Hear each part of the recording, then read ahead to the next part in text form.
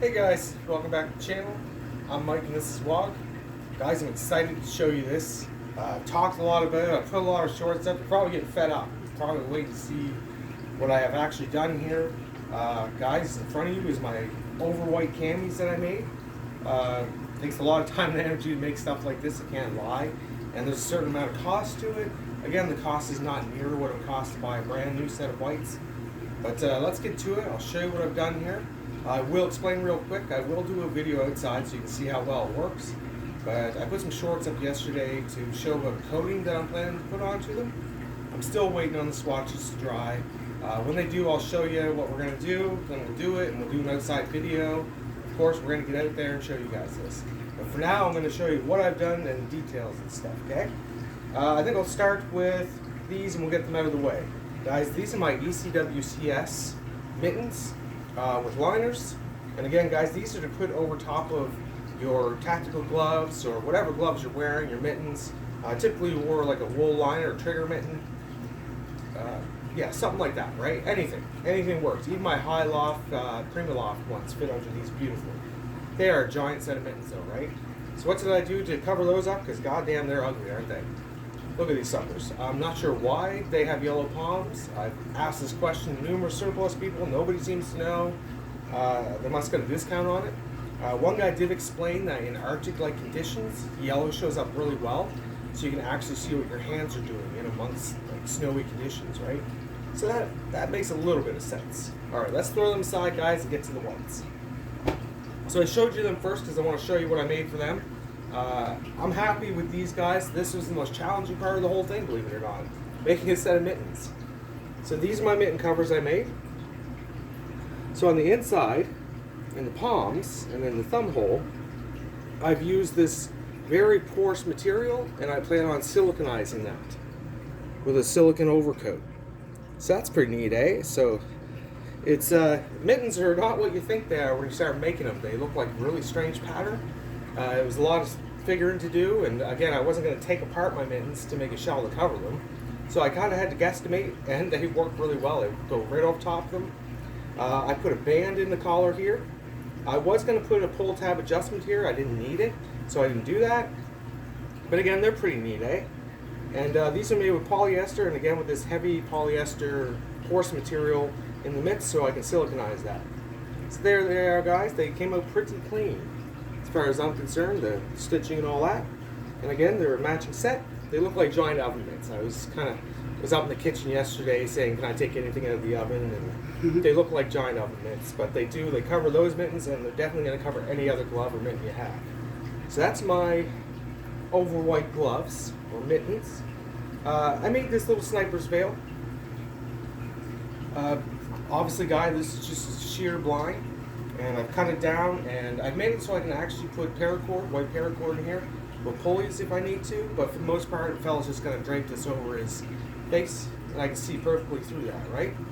And that's my little sniper's veil there. I figured it was a good way to cover up the silhouette of the face, even though I do have a white hats, and I even have some white goggles on the way, guys, complete kit.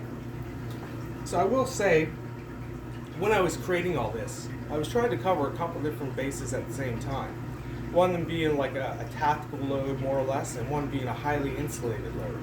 So my level 7 gear, my monster parka, and my Gen 3 pants actually fit beautifully under this kit, and so does my whole entire ECWCS Gore-Tex kit. So if I'm wearing all that, I can cover this and draw the cords and stuff. We'll get to that. Guys, I also made a pack cover, and this fits over an Alice pack, or it fits over my patrol pack, which I like to use as my kit. And again, I got some white toggles here, some 550 cord, and this is just for punching around things, right? So again, it will fit my patrol pack. That's with canteens and with the Molly 2 waist pouch on the bottom of it. So yeah, and it covers an Alice pack, so that's kind of fun. Why didn't I make it cover my Molly 2 ruck? It's just, that's a lot, right? You're never going to be carrying something like that and that kind of loadout. Again, guys, if you're out in the snow like that, if you're stagnant, you just need to be insulated, and you're not going to have as much gear. And if you are running and gunning, so to speak, again, you're not going to be carrying a giant rucksack, right? We leave a rucksack at camp and we go do what we got to do with a light load, right? So that's why the cover is that big, but it works really good. Guys, I'm going to move on to the pants here now. So these were fun to make, honestly. I went through a couple different transitions while I was doing this about how I was going to do it and what I wanted to do. So I'm going to put them up there for you guys. I think Sarah can get them all there. So what I thought to myself is, with all these insulating layers and stuff, they got to be kind of like a maternity pant, right? So they got a little band here in the front, and that's for when you're bending over with all that loft on and stuff, right? Again, you can see I have 2 toggles here with 550 cord. The 550 cord goes about a quarter away around each side. I've reinforced that area with some stick-on or sew-on nylon ripstop to stop the holes from ever ripping out. So that turned out pretty clean. And again, guys, I was thinking about a button fly, a zipper fly. I had all these different concepts. This was the easiest, and it works the best for me.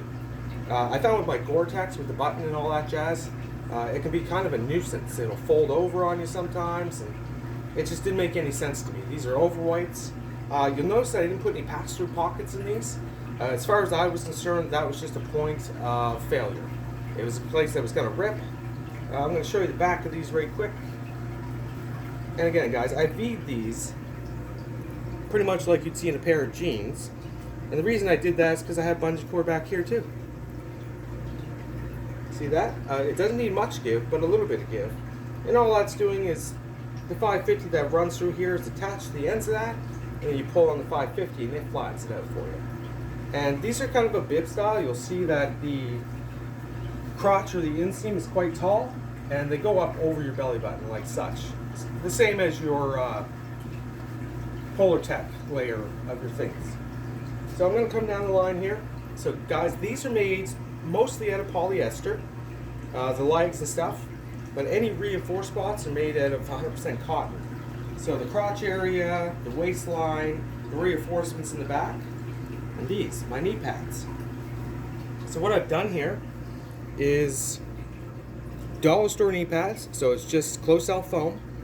They had a sew line in them, so I followed the sew line, attached them to the piece of cotton here, and then attached a piece of cotton to this. So they can never move on you. As you can see, they're plenty wide. I figured knee pads were a necessity and something that you use in the cold and stuff. It'll help stop transfer the cold from coming up to your knees while you're doing things and staying in operations. And the cotton also gives me a really good base for the siliconized treatment I plan on doing. So that's why I did that. And I think they look pretty cool like that, eh? What do you guys think? Not so bad, eh? So moving down the line to those. On the bottoms, guys, I had planned to do zippers for the parka and for these in the legs. And what happened was I ordered some zippers off Amazon, one for the parka and 2 for the pants here. They said they were coming, they never showed, then they gave me a refund, and by that time, I couldn't wait any longer. I wanted to get these done for you guys, and they don't need it. Honestly, it's just another point of failure, I believe. And again, it just adds weight to it too. This overall system doesn't weigh much, and I will give you a weight on it once I siliconize it, because that's going to add some heft. So what I did is put pull tabs on it instead, guys. Very cool, eh? And this part here, again, because the cotton's a little bit tougher than the polyester, I made the pull tabs into that, and I've boxed every one of my pull tabs all the way around, right? It takes a little bit more time to do that, but it is going to give you some strength overall. And again, the other side's the same thing. So I thought these turned out really well. They're fairly baggy, and that's because they're built after an extra large, and I only wear a large. But that's so I can get over all my installation layers. And I'm telling you, when you hike them up and pull your drawstring, you can wear them in a tactical kind of setup too, right? Just tighten them around your boots. So that's the trousers, guys. They were challenging, but honestly, the mitten liners were the most challenging part of the whole thing. Well, the jacket gave me a little bit of a run for my money too. Guys, just take your time, have some ideas about what you want to do, and then work with that. Here it is, guys. This is my overweight coat. I guess I'm gonna have to lay it down. It's quite large, as you can see. So I guess we'll start with the hood area and work our way down. Guys, she's an oversized hood. As you can see, she's plenty big, and she's high on the face line too. And again, I have the white toggles with the paracord and the reinforced areas that they pull through. And this hood will fit over a helmet. It will fit over anything else you're wearing, more or less. You just tighten her down and away you go. And what I've done here, kind of hard to show you this thing, it's huge, is instead of a zipper, I put a full length of Velcro, the female side down one side, and then made a bunch of male pull tabs on the other sides. And again, guys, these are all boxed in all the way down through. So there is 1, 2, 3, 4, 5, 6 of them in total that go down the whole length. That allows you to have your chest rig on underneath and still be able to access it. If you had a two-way, even if you had a two-way zipper, you wouldn't be able to do that properly. So there was a lot of thought that went into not putting a zipper into it. In the long run, I was happy I didn't. So yes, guys, stitching on the hood, it turned out really well, actually. I thought it did. And I have folded over all the seams on the inside and then sewn them again, just to make sure they never come loose. This is not something you're going to wear all the time either, guys. So how well does it have to be made? You know, well enough that it can withstand a few operations or whatnot, but I think the siliconized treatment is going to make it tougher. I do believe that. So again, we have a huge storm flap all the way down through, and coming down the line, we'll get to the waist and we'll do the sleeves last. So again, guys, I have a drawstring waist here. It does not go all the way around. I have bungeed it and attached in several locations across the back so that these only come to the hips, and you draw from the hips and it creates this kind of effect, which is really great for snow, because if you have any clean lines in the snow, they tend to show up. But when you have a puffy kind of skirt-like or a tutu almost, it really helps cover your silhouette stuff really well. And that's just how it works out in the long run, actually, so that's why that's like that. I put this here as a guide, guys. As you can see, the Velcro's on there very well. It's never going to come off. It's been sewn in all the way through. So this is like a guide, right? In order to get this all lined up in the beginning, put that like that, give her a tug and go tap, tap, tap, tap, and right up to your face. And again, the collar of it comes like right like this. So that's kind of nice, just leaves your eyes to be exposed and stuff when you attach it. So on the bottom, guys, I thought about putting a drawstring. I decided against that. I didn't really have a need for it because it made it look more like a tutu, is what I figured. So I didn't do that. But what I did do is start here at 2-inch, work my way in the back, and I put a whale tail in it. And as you can see, I had to half it in the center.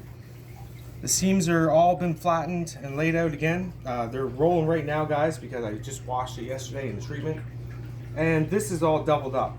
And this allows us to cover my level 7 monster parka. And it also gives you something to sit on. And again, this is all going to be siliconized, so it should work out pretty good. And just out of sheer spite, I put the king size sheet tag in it. And this is, we'll call this the king poncho. So yes, again with the white toggles. And so what's great is, again, guys, this will fit over my level 7. It'll fit over my ECW CS system, my Vortex kit, and I can go right from stagnant operations into a tactical one. And if I don't zip up my level 7, I'm Velcroed the exact same way as this. So it's just a matter of grabbing the 2 layers and pulling them open to get the stuff, right? Moving on to the sleeves here, guys, and then we'll spin it around for you. Not much to talk about there. They are shaped really large so that the big coats fit into them. So this entire thing is made out of cotton. And that's because this is going to be the thing you wear the most, in all honesty. So yeah, again, with the closing cuffs, and this is a complete mockery of the wet weather environment kit that I showed you guys before. That's what I designed this all off of. The shapes, the pattern, everything was made off of that. So yes, and the other side's the same. The stitching in these turned out pretty good, as you can see. And again, I felled the seams inside and sewed them down. So I think that's pretty cool. Let's spin it around here to the back side. So, yes, you can see how it's been totally reinforced in the back, because I imagine any sitting and stuff you do is going to pull on things, and it just looks really tight. I think it does anyway. So this is a large area here, right? Just for popping down to sit on a tree or whatever you're going to do. And you can see the pleats in the back here. So every 3 inches, I attach the elastic so it can pull on itself and not just pull on the elastic, right? If you go ahead and put elastic through a sleeve, it pulls in whatever direction you start pulling at first, more or less. And this stops that, right? And yeah, so that's the back of her, guys. Let's spread it out so you can just see how monstrous this thing is. You see how it totally covers me, right? And I think it looks pretty cool, in all honesty. I love the hood concept. And again, it'll work over my fast helmet that I have, or my bump helmet, even with all my lights and my night vision on it. So what's nice is if you're wearing that and you have your night vision, this will almost pull right over to where your lens is. So it's going to totally cover you up. Then you put your sniper's veil on and away you go, right? Anyway, guys, that's the parka. So as I keep saying, I have a treatment that I plan on doing to this. I haven't decided how I'm going to do it yet. I need to see how my swatches turn out before I get too crazy. Maybe it doesn't get that. Maybe I just get some DWR and put a wash in into it. I don't know. I'm really hoping on this siliconized treatment. I've already spent the money to get it all together, and I really think it's going to add durability. The siliconized part of it will not allow stains to come through, and it won't let it get wet. Because again, cotton and polyester, in this manner, when it gets wet, it's going to start showing the underlayers, right? It's still going to cover them and work as a snow camo, but it isn't going to be this brilliant white that these turned out to be. And I'm thinking the siliconized treatment is going to add a little white because I added a white silicone to it instead of a clear silicone. So, what did I gather from all this? That I took on a project that was a lot bigger than I thought it was going to be. It's taken me quite some time, but I only work at things for a few hours here and there. Sarah and I live busy lifestyles, so I can't just sit here and sew for hours upon hours upon hours, right? And even though I kind of did, I spread it out over a certain amount of time. My takeaway from this, guys, is do-it-yourself projects. You got to be fairly confident to get involved in something like this. I understand that. I still think you guys should try. I think if you have a sewing machine, or your wife or girlfriend have a sewing machine, don't be scared of it, guys. I didn't know how to sew until a couple years ago. I was at my local Valley Village, picked up a old school, like a literally one from an old school sewing machine, and it said heavy duty. It was a Sears brand one, so I was like, this is a good piece of equipment, and I just started going from there. So I actually started by building sleeping bags, like a whole sleeping bag system that is like a total rip-off of a Snug Pack jungle bag. I'll show you guys that in the summer. It's easier to show you that whole kit. And from there, I just keep attacking different ideas and projects and getting bigger and bigger and bigger. So guys, don't be scared to try stuff like this. Try to do it on the cheap if that's what you're going to do. If you're in the learning process, try to gather materials free or take them out of things. It's okay to dissect things, to steal things. But again, on this one, I had the confidence that I was going to be able to do this. So I did purchase like my elastics, my paracord, the toggles. I did have zippers coming. And again, guys, I'm kind of happy the zippers didn't come. I thought they were going to be a point of weakness, and they're just a reason for everything to bind in areas, or to cause the, as I like to explain it to Sarah, it's like the clothing boner, where your zipper goes like this all the time. So that being said, that's why things work out the way they're supposed to, right? I didn't get the zippers. I still want to complete the project. I wasn't going to reorder them. So, guys, is this a DIY project? It is. It's a creation, mind you, but it's still a do-it-yourself project. And I believe most of you guys can do this. You just really have a little confidence, attack the subject, try it on pieces first to get your stitching down and what you think and your speeds and all that. Don't make it too complex either. I just turn my machine on, start stitching. If I don't like things, I start turning knobs until I get where I want to be. And again, if I were you, I would not attack the mitten shell liners first. That was a challenge. It was a really weird inside out, backwards kind of thing to sew them together. Uh, Pants are pretty basic till you start adding knee pads and all that fun stuff. Jackets, you really gotta have a plan for, otherwise you make something that looks like this, right? But I think you guys can do it, and I hope me showing you this, makes you want to go out and do that. Again, when I first started this, I was thinking about making a poncho, and I was like, man, I hate the look of that. It looks like you just didn't want to take the time to do it. And again, there's lots of these ponchos with their spray paint on them. Guys, I'm sticking with straight white on these. I know some of you are like, throw a little cami in there, throw a little cami in there to match the trees. Camouflage is about what you make it. It's about where you put yourself to be camouflaged. In the snow, all white works all the time. You can just find a spot that is strictly snow, crawl in there, right? Anyway, guys, I think I've spoken enough about this. Like I said, there's lots of shorts, lots of everything. And I'm just really happy to share this with you. I hope you like it.